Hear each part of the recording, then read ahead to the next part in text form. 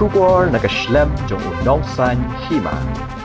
Ka Directorate General Jong GST Intelligence DGGI Guwahati Zonal Unit. Kalakam ya Shiv Kumar Mittal Trai Jong GM Cook Byrnihat halor jingkeno bo la Siew ya Khajna Goods and Service Tax GST ka Palat ya Shispa san Klur tingka.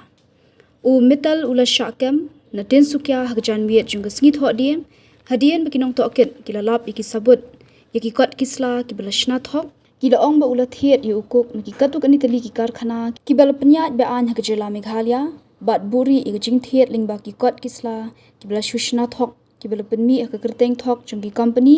kibabun kibala register dak baben kam ki kot jong ki brio kibaduk bat ki riu shimet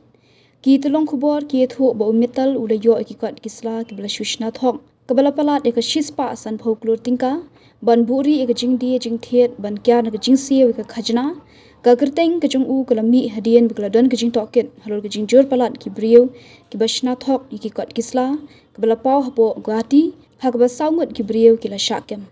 u metal udan hapo ke jing sha toket ban lap shu shapang ke ni ke kambe an bat ya ki we ki brio ki bayo jing mentoi na ke jing khayi be an u do yong bat uku ka DGGI ke loong ba ke ni ke jing kam ke pen ishai bakla nang penjor ke jing khandra ke jongka persha ek jing shna thok yaki kot kisla ban kya na jing Siew Khajna bat iki kam khayi be an hapo ka than shite la mi ngi hakni ki bhrabnai ki bradap ka Directorate General of GST Intelligence DGGI Guwahati Zonal Unit kla yo kam khatwe ngut ki riu shimet ki bal kyar ban Siew ka Khajna GST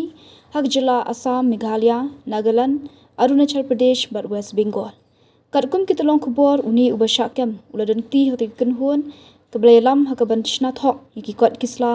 kabala palat ni ka 1000 Klur tingka kani ka ditang ka jinglap ka bamulumala ka jingtoket ka jungi ka dang yalam yangi sheki kerteng jong ki brio ki bapawnam